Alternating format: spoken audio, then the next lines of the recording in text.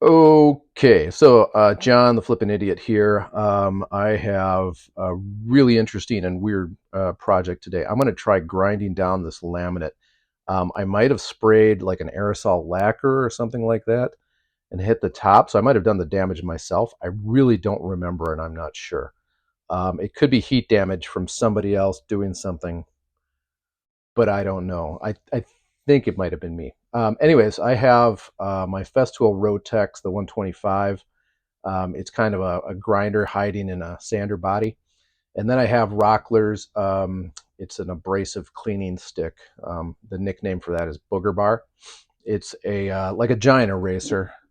It's got this soft texture, and what it does is it helps pull out all the stuff that kind of gets stuck in the teeth of the sanding pads. So the plan is to go slow, and the hope is that I can kind of cut through some of the layers of laminate, and I'll be able to cut through the ugly parts and the foggy parts and the old beat up parts, and that the kind of that fake wood texture will still hang on, and that I'll be able to maybe just smooth it and polish it, and that'll be it. But I'm prepared to put maybe some gel stain on there and kind of make it look like a wood tone.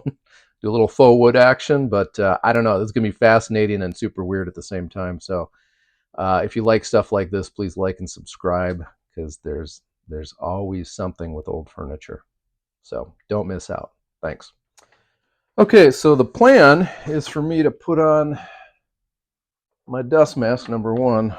Again, I got this from Rockler. It's pretty cool. It's a cloth. It filters down to 1 micron, which is pretty good. Um, and it just cinches around my ears. And so it's pretty good with not fogging up over safety glasses. I am got my booger bar here, or kind of like abrasive cleaning stick. I'm just going to go slow. I got a low vacuum draw on the Rotex.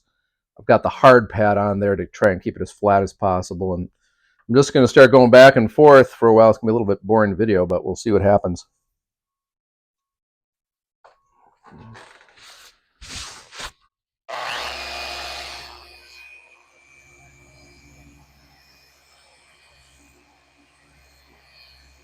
Also, I should mention it's an 80 grit. It's the red one. It's the Reuben. So in case you're wondering, it's cutting fast, but it's going to leave a ton of marks, which I might actually be able to fill. I've got some like a furniture flipping source. This lady who's terrific in Shakopee near me, near my town.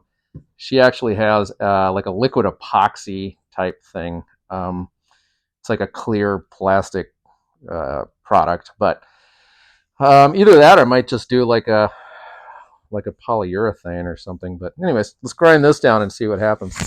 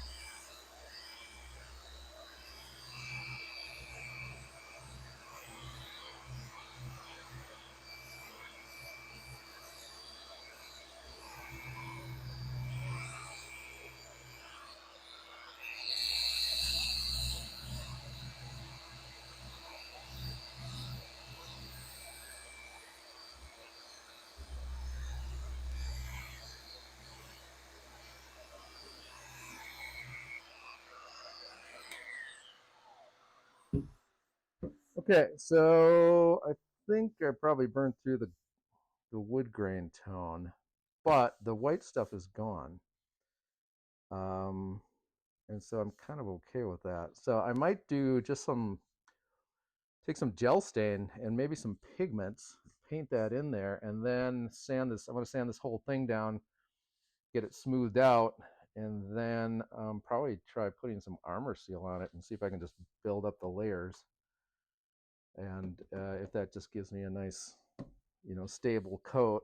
And so, anyways, I'm just going to sand this whole thing down a little bit, and kind of even it out with this. Try not to get as deep as I did with this, but I wanted to make sure I got the light spots out of here, and so I'm going to burn this out for sure, and these. But yeah, it's gone. So, and then the speed on this, I got it dialed way down. I think I'm about 2.5. Switch to 2.5. You want to be here all day. So, all right, on to the next, the rest of the top here. Thanks for watching. Okay, so I'm going to give this a quick cleanup just so you can see how it works.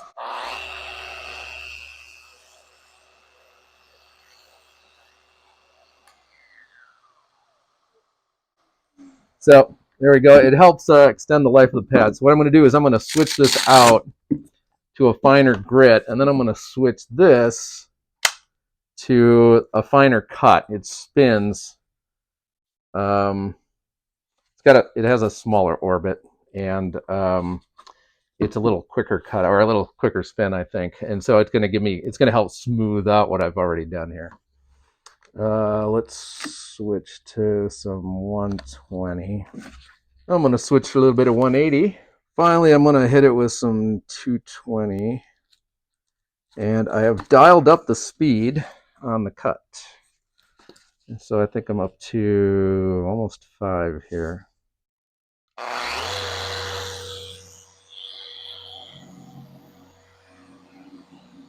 And then lastly, I've got my little mouse. I got some 220 here. I never take the Velcro pads off, and it kind of shows. Dust hose going back to the dust collector, so I can stand inside. It's about 5 below out right now, so don't really want to do this in the driveway today. So anyways, yeah, I just sand, dust gets collected, at least the small stuff, and then we'll come back with a degreaser and we'll clean off this top, and then we'll see how it looks. I'm also giving these a quick sanding. I'm just going to gel stain this whole mess. So I'm just going to give these knock down. The finish is kind of loose. There's like a molding here, and then it's just kind of cracking off. And some of this stuff was kind of loose too. So anyways, I'm going to give it the little block sander treatment here real quick.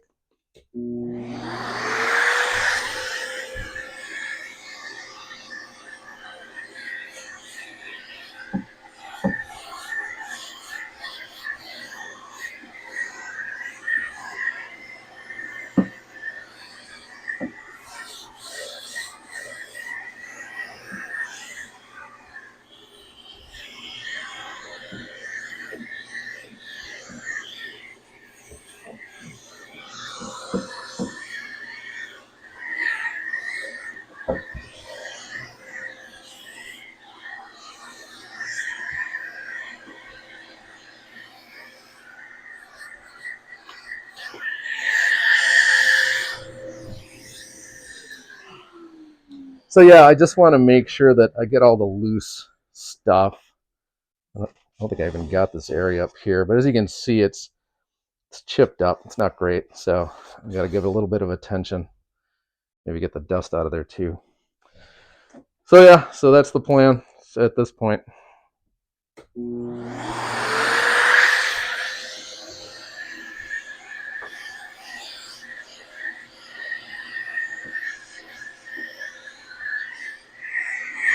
Okay, I'm gonna do my thing, and my thing is to spray down a surface and then I hand wipe it to spread the Green Easy cleaner.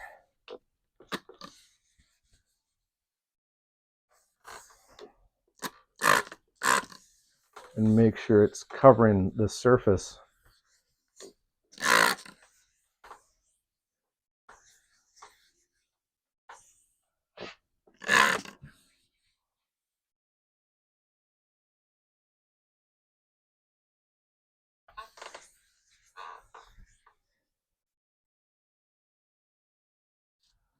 I'm